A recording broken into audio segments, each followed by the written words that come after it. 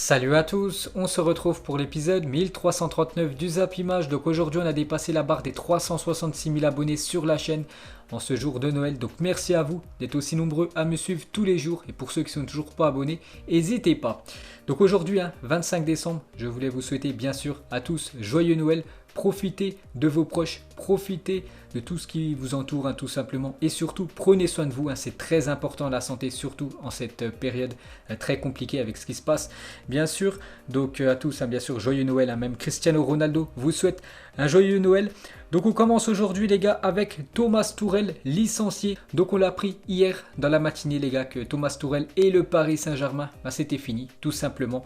Donc le Paris Saint-Germain reprochera à Thomas Tuchel son manque d'influence auprès du groupe ainsi que sa communication envers le club.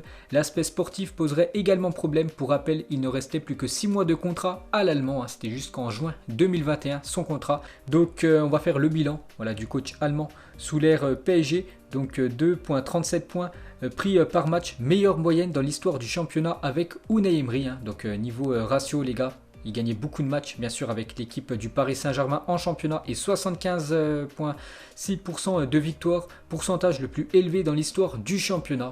Donc tout allait bien pourtant pour Thomas Tuchel, malgré qu'actuellement le Paris Saint-Germain est 3e du championnat.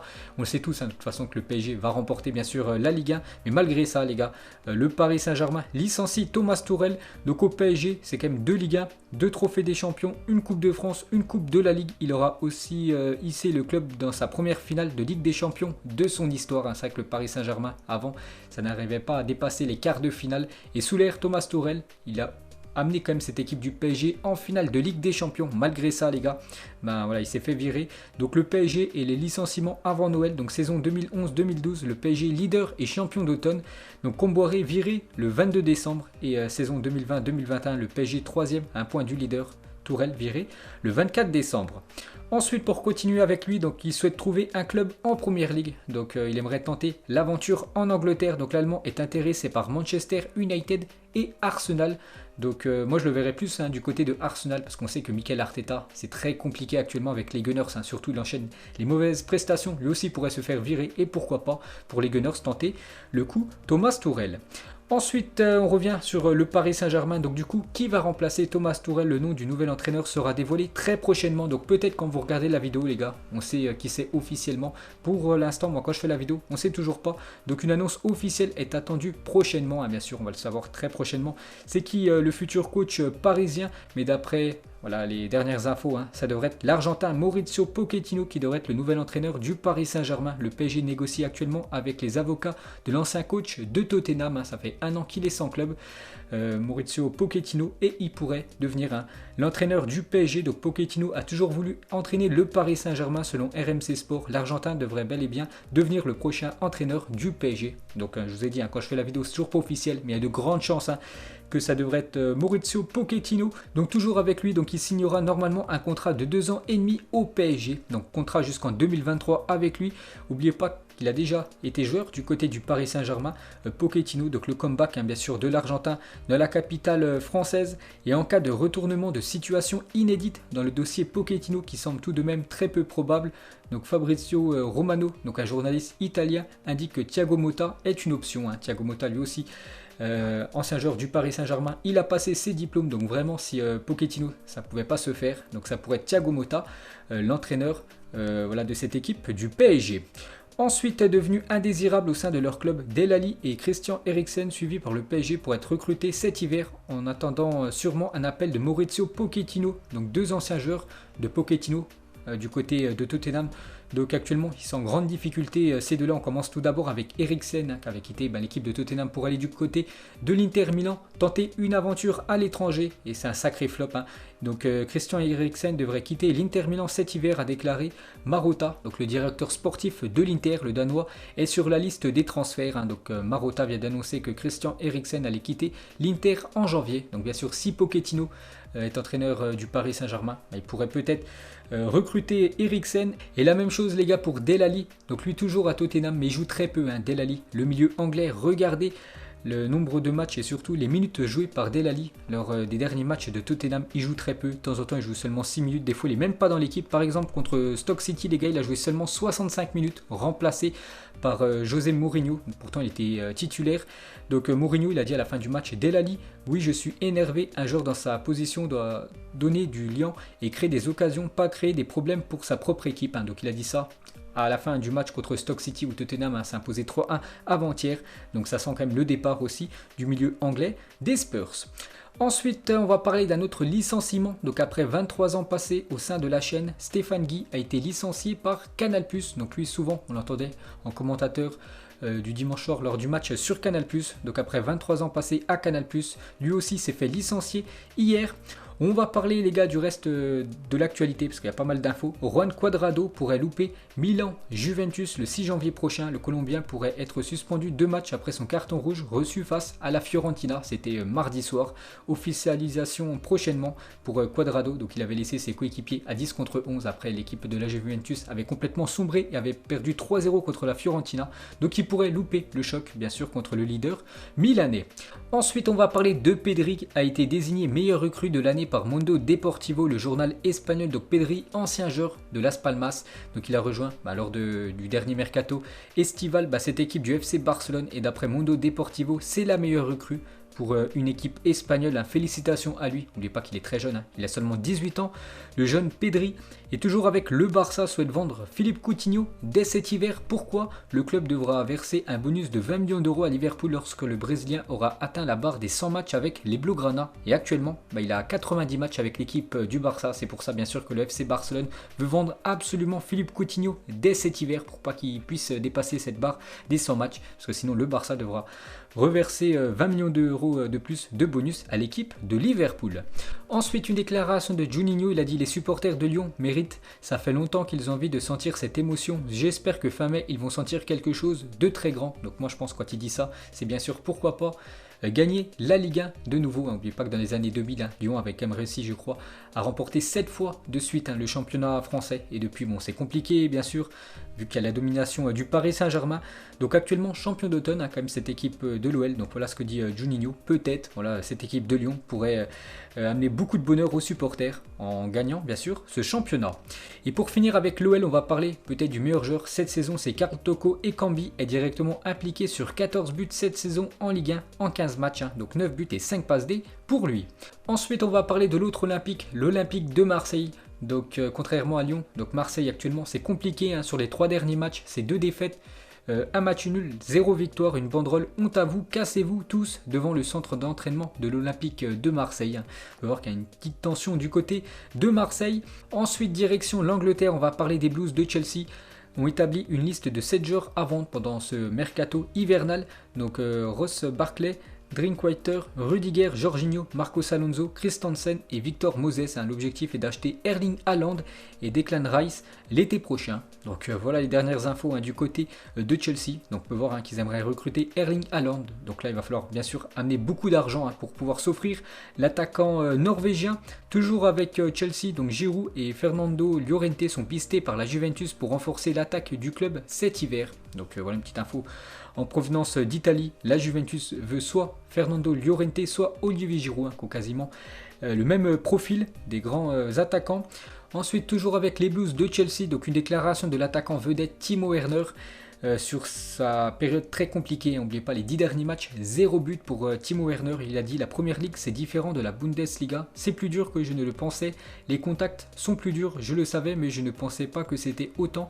Mes débuts ont été bons, mais aujourd'hui après quelques matchs j'ai un peu plus de mal. Donc comme j'ai dit, les 10 derniers matchs, aucun but pour l'attaquant allemand.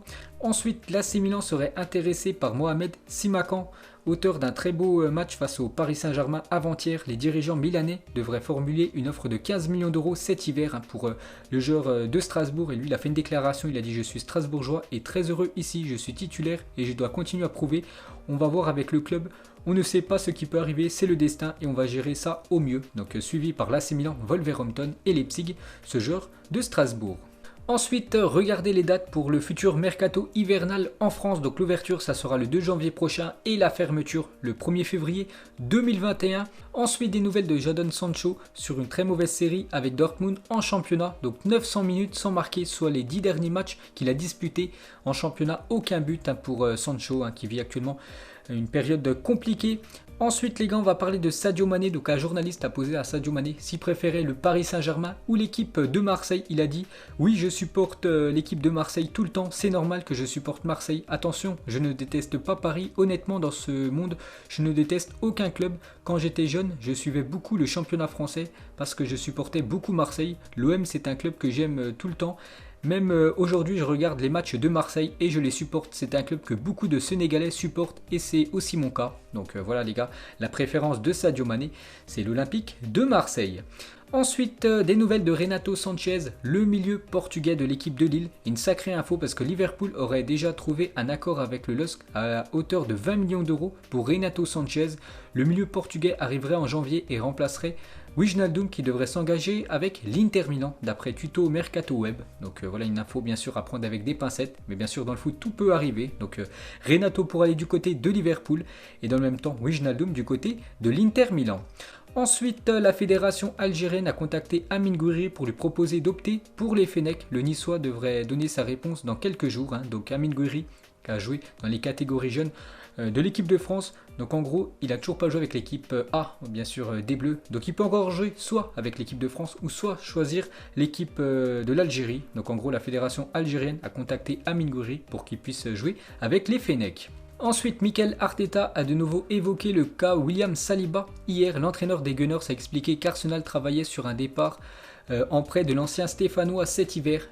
Actuellement, il ne joue même pas avec l'équipe professionnelle, il joue avec l'équipe junior, les U23 de l'équipe de Arsenal. C'est dommage parce qu'il y a quelques mois, bien sûr, il joue avec l'équipe professionnelle de l'AS Saint-Etienne en Ligue 1. Et maintenant, il joue avec les U23 des Gunners. Donc du coup, il pourrait partir en prêt dès cet hiver. Ensuite, toujours avec Arsenal, une déclaration d'un joueur qui joue plus. Lui aussi, c'est Mesut Ozil. Donc il a dit: le joueur le plus sous-coté avec lequel j'ai joué, Matteo Guendouzi, je suis sûr qu'il sera un grand joueur un jour. Donc il a dit ça sur Twitter, Mesut Ozil. Et pour finir avec lui, il a aussi dit: j'aimerais pouvoir aider l'équipe, en particulier en ce moment. Voilà, cette période très difficile pour les Gunners. Mais tant que je n'ai pas la chance, je souhaite juste qu'Arsenal obtiendra de meilleurs résultats rapidement. N'oubliez pas que Mesut Ozil est banni de cette équipe des Gunners.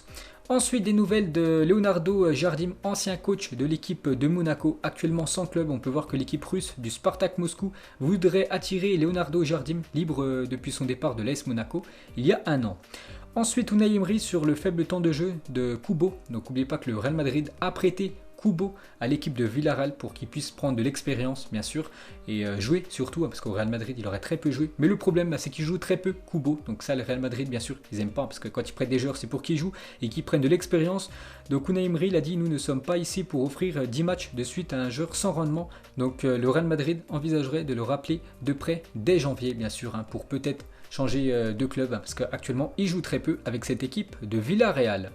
Ensuite, Rivaldo a admis n'avoir jamais été contre de signer au Real Madrid après son passage au FC Barcelone. Il a dit: je n'aurais jamais refusé le Real juste sous prétexte que j'avais joué avec le Barça, même si le Barça sera toujours mon club. Mais du coup, il n'a jamais rejoint bien sûr cette équipe mérengue. Ensuite, un terrain de foot au Groenland, magnifique image les gars, regardez déjà ce beau terrain et surtout derrière les gars en fond d'image avec la mer et bien sûr les icebergs, magnifique image. Donc voilà, ces footballeurs doivent en prendre plein la vue. Ensuite, une autre photo d'un stade qu'on aimerait tous revoir, aussi plein bien sûr, le Santiago Bernabéu, le stade du Real Madrid actuellement en travaux. Donc ça c'est, on peut dire, l'ancien stade, bien sûr, vu que maintenant il est en rénovation. Et bien sûr, il y aura un tour sur ce Santiago Bernabéu. Ensuite, 4 légendes, Beckham, Henry, Zidane et Pires qui s'échangent leur maillot lors d'un Real Madrid Arsenal en Ligue des Champions. Bien sûr, 2 joueurs du Real Madrid, donc Beckham et Zinedine Zidane, 2 joueurs de Arsenal, Pires et Thierry Henry.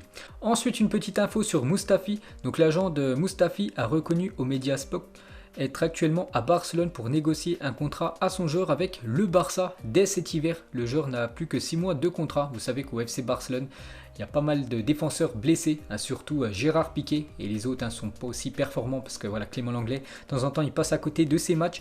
Donc en gros, il pourrait recruter Mustafi les gars pour cette deuxième partie de saison. Donc peut-être il pourrait jouer bien sûr contre le Paris Saint-Germain en Ligue des Champions. Ensuite, une déclaration de Carles Puyol, lui aussi très grand défenseur de l'équipe du Barça à l'époque. Il a dit: les chiffres sont là, ils n'ont pas été inventés et ils montrent que Lionel Messi est le GOAT.